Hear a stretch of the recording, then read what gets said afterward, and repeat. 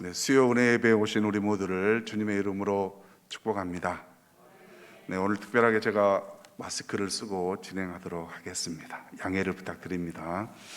네, 우리 옆 사람과 한번 인사하겠습니다. 하하하 이렇게 인사하겠습니다.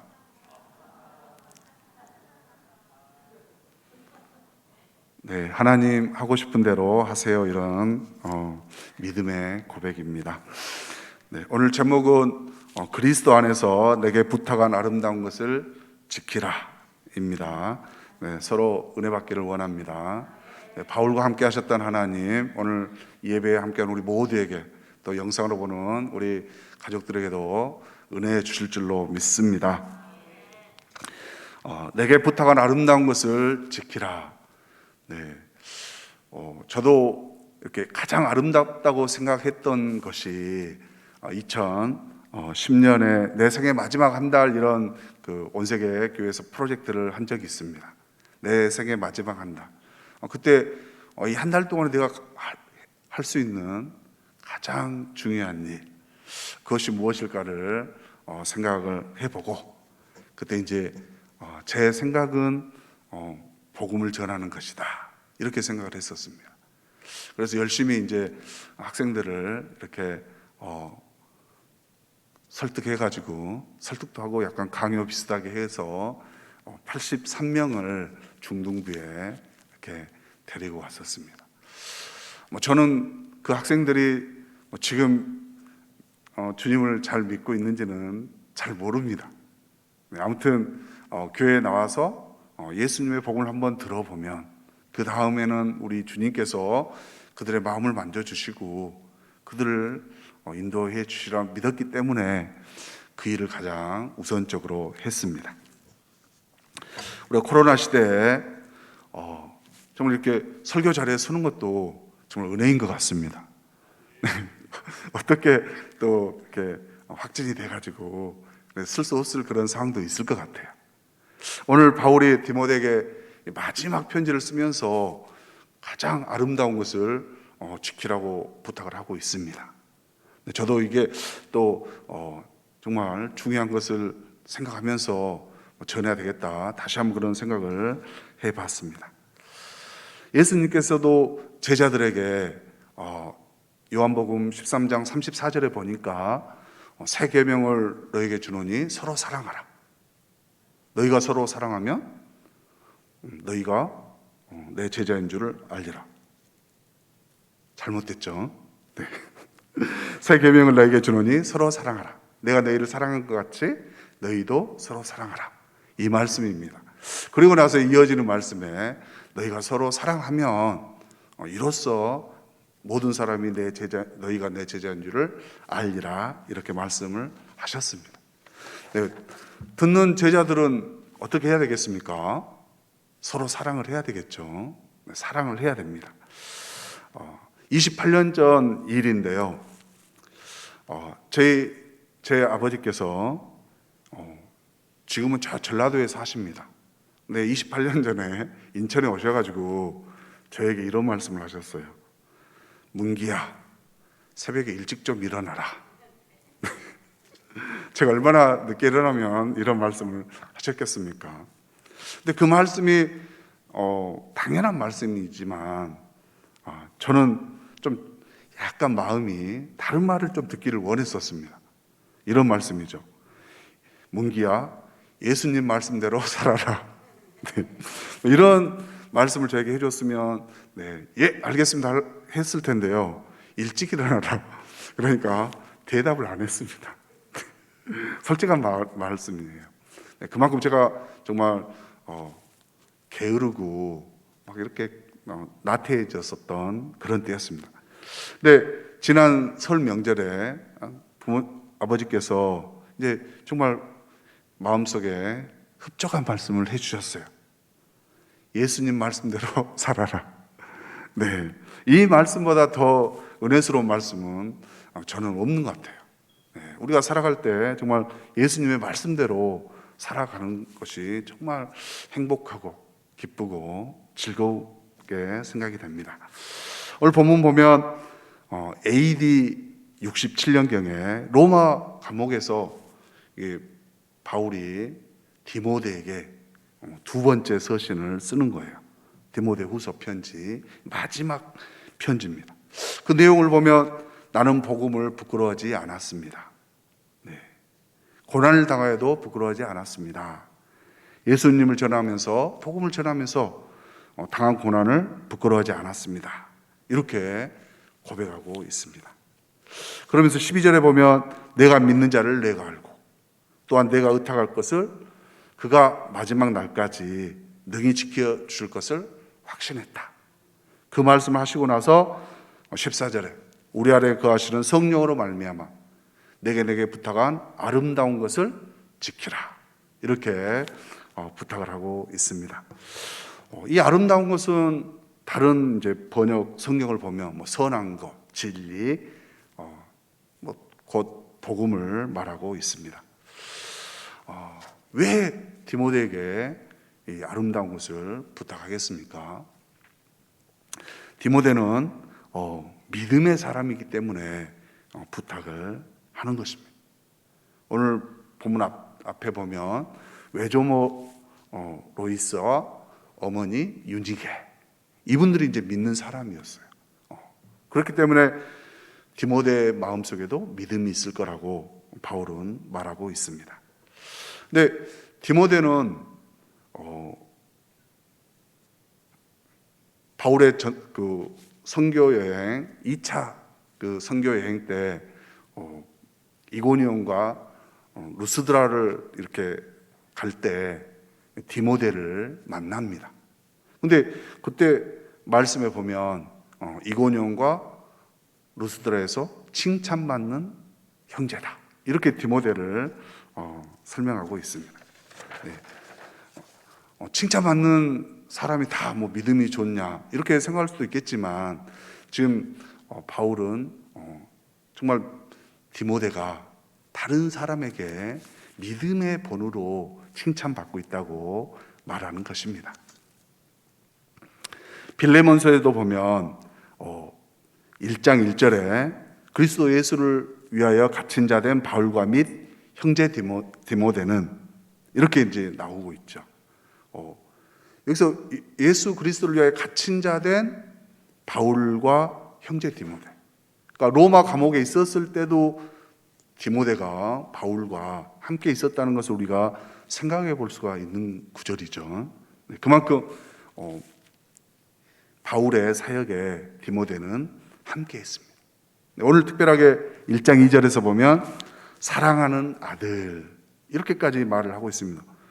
바울이 디모데를 낳은 게 아니죠. 근데 이 사랑하는 표현을 한다는 것은 정말 문학적 표현에서 보면 최고인 것 같습니다. 하나님이 사랑이시다, 이럴 때 사랑을 쓰는 거죠, 약간. 네. 근데 이제 디모데가 사랑하는 아들이라고 말을 하고 있습니다. 그런 디모데에게 바울이 부탁을 합니다. 8절에 보면 예수님을 증언했다, 이렇게 나오죠. 우리 주를 증언한 것, 그 다음에 주를 위하여 갇힌 것을 부끄럽게 여기지 마라. 이걸 보면 이제 복음을 전하면서 부끄러워하지 말라고 부탁을 하고 있습니다. 우리가 주님을 전할 때 여러 가지 고난을 받을 수 있죠. 네, 고난 안 받아보셨습니까? 네.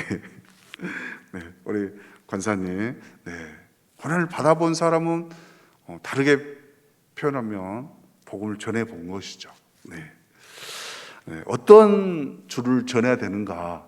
우리가 객관적으로 보면 성경 읽진 않았지만 디모데전서 6장 15절을 한번 옆에 좀 보면 좋겠습니다. 6장 15절 우리 한번 같이 읽어보겠습니다. 6장 15절 시작. 기약 이르면 하나님이 그의 나타나심을 보이시리니 하나님은 복되시고 유일하신 주권자이시며 만왕의 왕이시며 만주의 주시요. 네, 주님은 복의 근원이다.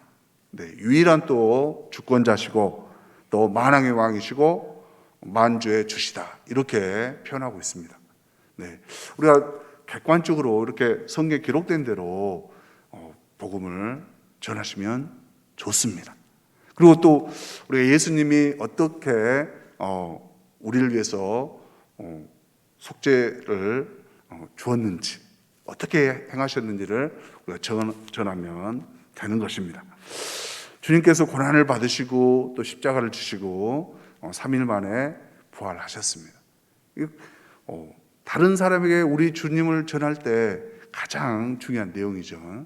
이것을 우리가 믿고 전해야 되는 것입니다. 그리고 나서 이제 복음을 위해서 고난을 받으라. 우리가 고난을 받는 사람, 대표적인 사람 보면 예수님 부활하고 나서 첫 번째로 순교했던 사람이 스데반 집사입니다. 네, 첫 번째로 순교할 은혜를 받은 거죠. 네. 근데 스데반 집사가 믿음과 성령이 충만했다고 기록되어 있습니다. 네. 그래서 예수님을 전하다가 돌에 맞아서 순교를 했습니다.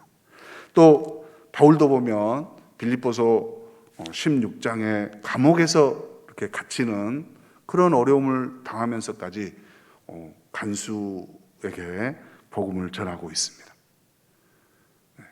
저도 이제 복음을 전하면서 약간 꾸지람이라고 해야 되나요? 네, 제가 이제 목회 사역을 하기 전에 연성중학교에서 이제 교사를 하고 있었을 때입니다. 네. 그때 이제 1학년 일반 학생들을 제가 1학년 일반 담임이었습니다. 그래서 이제 원세계교회 중등부에 이렇게 주일날 초대를 했습니다. 맛있는 걸 사주겠다는 꼬임을 통해서. 근데 그 중에 한 명은 독실한 불교 신자였습니다. 그래서 이제 걔는 절대 이제 이 중등부실에 안 들어오겠다고 끝까지 이제 반항하는 그런 걸 보여줬는데요. 그래서 문 앞에까지는 와라. 다른 애들이 이제 다 들어와 있으니까. 근데 이제 문제는 그 이후에 생겼습니다. 이제 그 부모님이 교장 선생님께 전화를 하셨나 봐요. 네, 어느 날 이제 교장 선생님께서 저를 부르셨습니다. 김 선생, 애들을 교회로 데려간 적이 있냐고 물으셨습니다.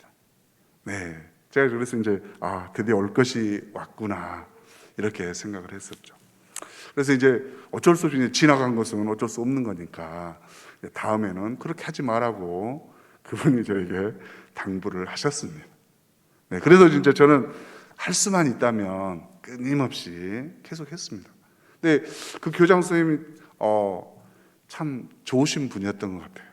네, 저에게 뭐 크게 질책을 안 하고 좀 그때 분위기도 이렇게 교실에서 이렇게 기독교를 전하거나 이렇게 하면 안 되게 돼 있는 때였습니다.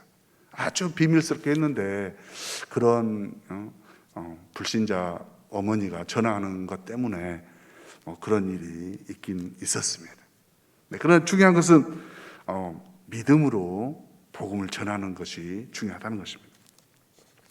성경을 보면 이 불순종하는 그런 대표적인 사례가 있습니다. 말씀을 불순종. 지금 디모데에게는 당연히 아름다운 것을 지키라 한다면 지키는 게 순종이죠. 근데 성경에 이제 하나님의 말씀을 불순종하는 걸 보면 우리가 아간을 들 수가 있습니다. 그는 여호수아 6장에 보면 기생락과 그 집에 동거하는 사람을 제외한 모든 것은 다 하나님 앞에 바치라고 말씀을 하셨습니다. 그리고 나서 그 바친 물건에는 손대지 마라. 이렇게 이제 말씀을 한 것이죠. 근데 7장에 보면 아간이 탐심이 있어가지고 탐심. 이게 좋은 것을 봐서 자기 걸로 이렇게 가지려 했다는 것이죠. 탐심이 있어서 그 물건의 일부분을 가지고 자기 장막에 숨겼습니다. 분명히 7장 11절에 보면 탐내어 가져갔나이다 자기 입술로 고백을 합니다. 네. 그래서 외투와 금과 은 이것을 이제 숨겼습니다. 그래서 결국 어떻게 됩니까? 불순종의 끝은 죽음입니다. 사망입니다.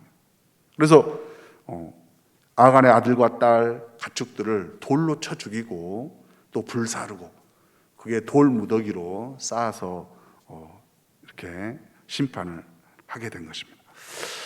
근데 또 순종을 잘하는 사람 보면 어떤 사람이면 소명을 받은 사람, 하나님의 부르심을 순종함으로 나아가는 거죠.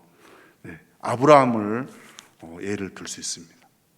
아브라함은 12장 1절에 보니까 가라. 네. 고향과 내 친척 본토 아비 집을 떠나서 가라. 네. 너에게 보여줄 땅으로 가라 했습니다. 뭐 이렇게 어디 가라 얘기한 게 아니고 정확하게 이렇게 말씀하지 않으셨어요. 근데 가라는 그 말씀에 순종해서 갔습니다. 우리 주님은 말씀할 때 가는 사람 좋아합니다. 오늘 이곳에 오신 우리 성도님들 정말 주님이 말씀하면 이렇게 행할 때 주님은 은혜 함께 주시는 것입니다. 네. 그래서 아브라함에게는 복을 줘서 이름을 창대케 해준다 했습니다. 그리고 큰 민족을 이룬다고 했죠. 네, 복이 될지라 이렇게까지 말씀해 줍니다. 더 은혜스러운 말씀을 널 축복하는 자를 내가 복을 주고 널 저주하는 자를 저주하리라. 네, 그래서 땅의 모든 족속이 너로 말미암아 복을 얻을 것이니라 이렇게 말씀을 해 주시는 거죠. 근데 아브라함이 가서 어디에 도달했냐면 세겜 땅에 도착을 해가지고 그곳에 제단을 쌓고 예배를 드렸습니다. 네, 정말 주님이 가라 할 때 가서 어떤 일을 하고 있습니까? 예배 드리고 있습니다. 네. 순종하는 사람은 이렇게 말씀을 잘 지키는 것이죠. 또 모세를 보면 모세를 이렇게 내가 너를 보내서 내 백성을 인도하리라. 너를 보내서. 이때 모세가 못한다고 거절을 많이 하죠. 근데 그때 하나님께서 이렇게 말씀하십니다. 내가 반드시 너와 함께 있으리라. 네. 모세에게도 함께 하셨던 하나님 오늘 우리와 함께 하실 줄도 믿습니다. 네. 우리 주님은 언제나 함께 하십니다. 좋은 일에도 함께 하시고 또 때론 낙심할 때도 뭐 안 좋은 일에도 분명 함께 하십니다. 특히 고통이 있다 해서 우리가 예수님을 멀리 떠나고 기쁠 때 예수님과 함께하고 이런 건 아니죠. 믿는 사람은 한결같아야 됩니다. 언제나 어느 때나 어디서나 한결같게 믿음의 신앙으로 나갈 줄도 믿습니다. 네, 또 하나님 나라를 상속으로 받으려는 사람들이 순종하는 것입니다. 계시록 21장 7절에 보면 이기는 자는 이것들을 상속으로 받으리라. 네, 정말 우리가 이 땅에서 힘들고 고난 받을 때 정말 하나님만 바라보고 나아가야 되는 것입니다. 천국을 소망하면서 나아가는 것입니다. 그랬을 때 우리 하나님께서 나는 그의 하나님이 되고 그는 나의 아들이 되리라. 네, 정말 우리가 하나님의 아들이 되려면 이기는 자가 되어야 되는 것입니다. 끝까지 악한 사탄의 영에 굴하지 않고 성령에 충만해서 정말 주님의 말씀에 순종하기를 원합니다. 만약 아름다운 것을 지키라 이렇게 우리에게 이제 말씀하셨다면 우리는 무엇을 해야 되겠습니까? 오늘 서두에 말씀하신 대로 새 계명을 너희에게 주노니 내가 너희를 사랑한 것 같이 너희도 서로 사랑하라. 서로 사랑하는 걸 하면 좋을 것 같습니다. 광주 동구 대인시장에 해 뜨는 식당이 있다고 합니다. 저는 가보지는 않았어요. 근데 이렇게 영상이나 이렇게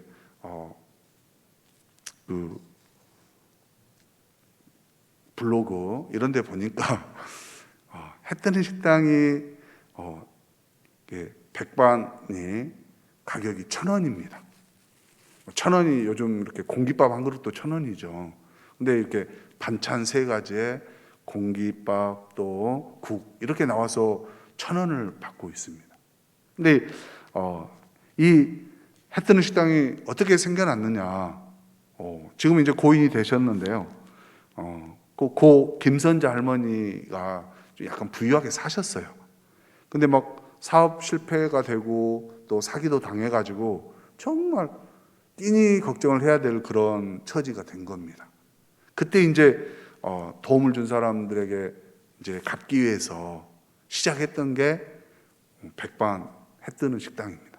그때 12년 전부터 지금까지 쭉 가격이 1,000원입니다. 자기의 아픔 경험해 본 사람은 다른 사람 마음 알까요, 모를까요? 알죠.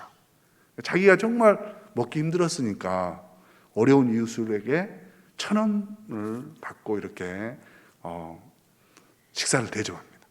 그것도 안 받을 수도 있는데 떳떳하게 나 돈 내고 먹습니다 이런 마음 품게 하려고 1,000원 받는 거예요. 근데 이분이 놀라운 것은 매일 적자입니다. 그럴 때 자기 이렇게 사비 털어가지고 또 투잡하고 2가지 일 막 해가면서 적자를 메꿔 가면서 이렇게 식당을 계속 했습니다. 그렇다고 막 이렇게 품질이 떨어진 뭐 반찬을 쓰느냐 그게 아닙니다. 고춧가루 외에는 다 국산 재료를 써서 정말 정성을 들여서 이렇게 대접을 하는 겁니다. 근데 그분이 2015년에 이렇게 세상을 떠났습니다. 그리고 나서 자기 자녀들에게 해 뜨는 식당을 계속 해라 이런 말씀을 하셨어요. 네, 그 중에 이제 막내딸이 그 식당을 이어받아서 지금도 1,000원에 백반을 팔고 있습니다. 네, 중요한 것은 어머니의 말씀을 잘 순종해서 그 일이 힘들고 손해나는 일이지만 계속해서 하고 있다는 것입니다. 근데 이제 소문이 이렇게 나니까 여러 후원을 많이 해 주시는 것 같습니다. 네. 뭐 대학생들은 간혹 와가지고 이렇게 봉사하고 가기도 하고 또 어떤 사람은 쌀을 이렇게 대기도 하고 제가 거기 들었던 중에 하나는 도시가스를 계속해서 공급해 주는 그런 후원자도 계십니다. 네, 중요한 것은 어머니의 말씀을 잘 이렇게 순종해서 행하는 그런 것. 또 이웃을 사랑하는 마음으로 그 일을 행하기 때문에 또 이렇게 선한 일에 또 하나님께서 더 부어주신 줄로 믿습니다. 특별하게 이 코로나 어려운 시기에 저 너무나도 정말 아름다운 소식을 들었습니다. 제가 이제 부천지구 부목사로 섬기고 있지 않습니까? 지구. 근데 만나 목장에서 있었던 일이에요. 연세 많으신 집사님께서 코로나 확진이 됐습니다. 연세 많으신 집사님의 아내 되시는 권사님도 연세가 많지 않겠습니까? 근데요, 정말 이 일은 정말 어쩌면 우리 목회자분들이 해야 될 일인데 다른 집사님과 권사님께서 코로나 걸려있는 그 집사님과 집사님에게 약국에서 약을 사가지고 6가지 아시죠? 그걸 사가지고 가셔가지고 문고리에 걸어놓고 오셨다는 거예요. 네, 보통 사람 같으면 이렇게 거리를 띄워야 된다. 그래가지고 오히려 찾아가지도 않을 건데 정말 이런 아름다운 사랑의 정말 손길이 저에게 이렇게 들려졌습니다. 네, 약을 사가지고 이웃집도 아니에요. 부평구에서 저 계양까지 가야 됩니다. 그 먼 거리를 밖에 약을 들고 왔다는 거, 또 누가 약값이 얼만데 이런 걸 따지면 안 됩니다. 사랑의 크기를 우리가 한번 느껴봐야 될 것 같아요. 정말 사랑이 필요한 곳에 정말 사랑으로 그 약을 전한다는 거, 너무나 감동적인 이야기입니다. 사랑하는 성도 여러분, 우리가 어렵고 힘들지만 주의 말씀이 우리에겐 힘입니다.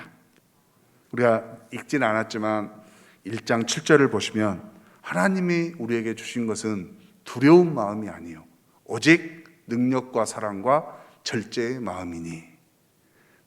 오늘 우리가 힘들고 괴로운 일이 있을지라도 그 하반절을 그 말씀 붙잡고 나아가기를 원합니다. 오직 하나님 우리에게 주시는 것은 능력, 사랑, 절제의 마음이다.